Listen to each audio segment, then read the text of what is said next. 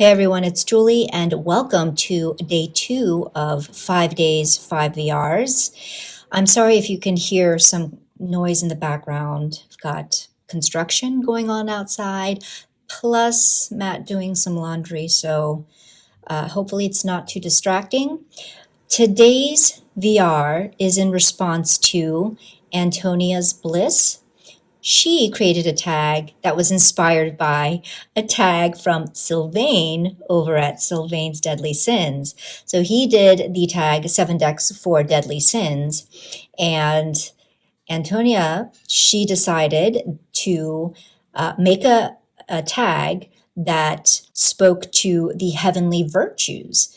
I am very late to this one, but given that I did do a VR to Sylvain's tag, I felt I needed to kind of round out this topic and do a VR to Antonia's fantastic tag. So let's get started. Prudence, your most practical all-purpose deck. This one was hard given that I feel like I have several. I feel like this VR in general is harder for me than Sylvain's, but I will go with, for Prudence, an RWS clone-like deck, so something like the Moon Baby Tarot. This one is by Brant Palazzo. I did modify this deck. To me, this feels like a practical, all-rounder, all-purpose. You've got traditional imagery, although there's, Brant has spiced it up a little bit with some awesome coloration. And I just feel like this is a deck that I could use to read for myself or anyone in terms of any type of question that was asked. Another one that I would deem kind of all-purpose and practical is the Inspired Soul Tarot, which I created for that sole purpose, to feel more practical. This is inspired by just the joys of mundane life and the hobbies and the types of pursuits that we explore in our everyday lives. And so this feels very kind of practical, all-purpose, especially for kind of more mundane, everyday matters. And given that it is a pip deck, it does lend to having a more kind of a neutral foundation that is not leaning more towards a certain connotation of either positive or shadow. The next, I cannot even fucking concentrate right now with this noise going on, but you know what? We're going to have to plow through because I am tight on time. So I really apologize if you can hear that noise. But the next prompt is going to be Justice, a deck you use to make decisions. And this is difficult because I use a majority of my decks to make decisions, but one that came to mind more immediately would be the Raven's Prophecy Tarot by Maggie Stiefvater. And this is one that I have talked about before in terms of one that I like to go to for decision making.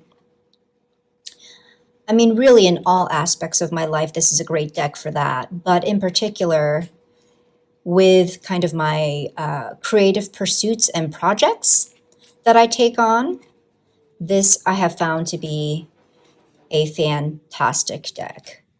And perhaps that has something to do with the fact that Maggie Stiefvater is also a creatrix. She writes, she composes music, she plays music, she paints and draws, and who knows what else she does.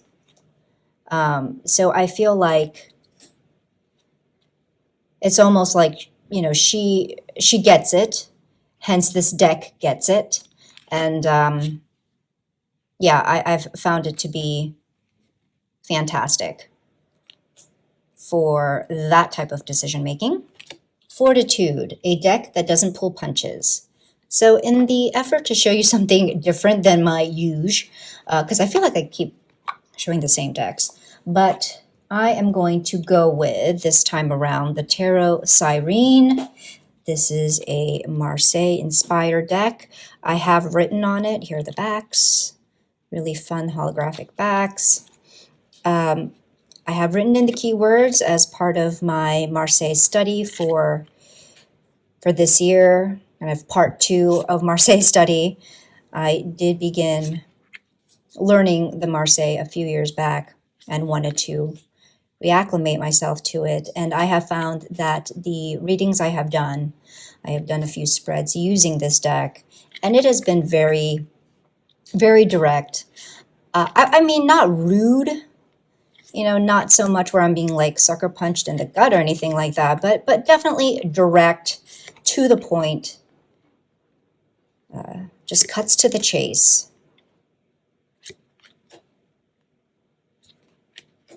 Next prompt is Temperance, a deck pairing you love. Okay, so I mean, this feels like a shameless plug, but honestly, this really is a deck pairing I love because it's JBG. It's one that I've, a pair that I've designed myself, and that would be the Notorious JBG Tarot Mini and my JBG Oracle DIY that I created just for fun. Yeah, I just love these two together. I love that I created this or designed this, and so it really speaks to how I see tarot and or the meanings of each card, and how the kinds of keywords that I like to see in oracle decks. I am pretty selective in my oracle decks, and thereby don't have very many. So it's just been so much fun working with these together. Love it so much. By the way, I have had several people ask about this oracle because I had not intended to put it up for sale, given that, Jasmine has so many oracle decks, and a lot of these images that she's placed in the public domain are used in her other decks, but people don't seem to care. So I am in the process of having that design approved. I will have a full walkthrough on my channel very soon for those of you who are interested. But yeah,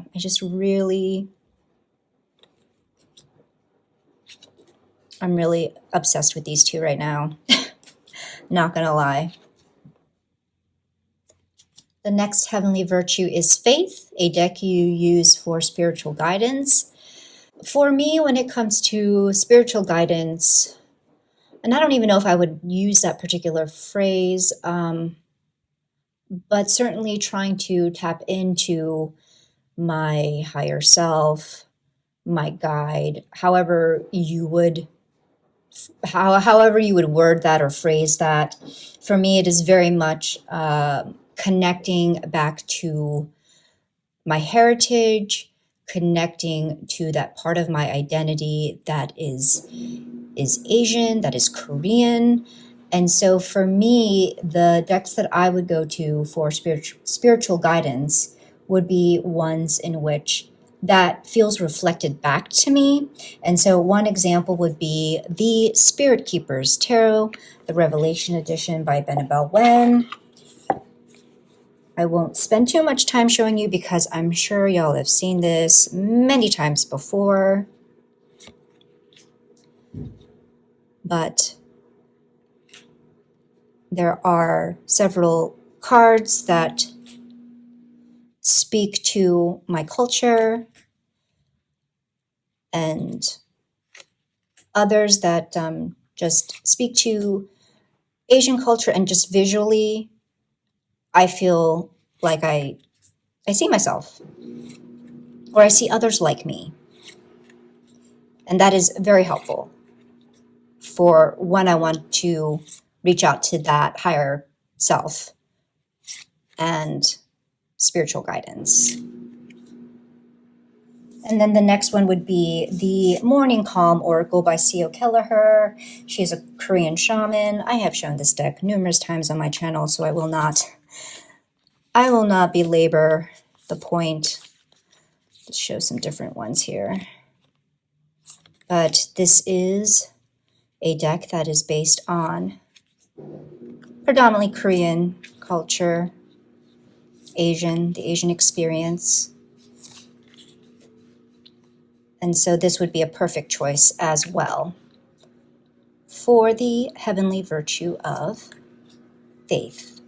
The next prompt is Hope, a deck for dark times, a hug deck. And I am going to say the Dream Vision Tarot for this one. This is by Emma Zhang, and I did not think that this would be a hug deck. I thought that this deck was going to be like bold and brazen and in my face and like, oh, that's my favorite Empress card ever. I just expected it to be feisty. I don't know. Maybe it's because of these figures and the way they're depicted, the bold colors. And then to find that as I worked with this deck, it just has such a very gentle voice. Its messages were softer,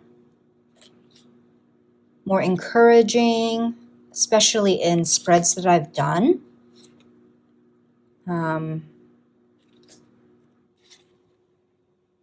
So yeah, I have discovered that this, to my pleasant surprise, would actually be more of a hug deck than a deck that I would want to kick me in the ass.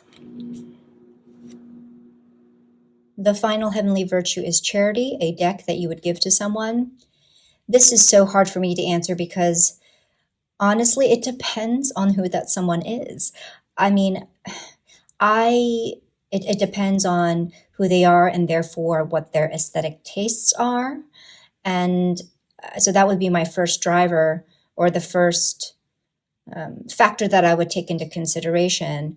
But on the whole, I would say I would choose an RWS-based deck, probably an RWS clone or something very close to. So if the person did not like Pixie's art and say liked animals, then I would choose something like the Tarot of the Magical Forest, because I think this is cute and, quirky and fun, but also is an RWS clone. Again, something like the Moon Baby, which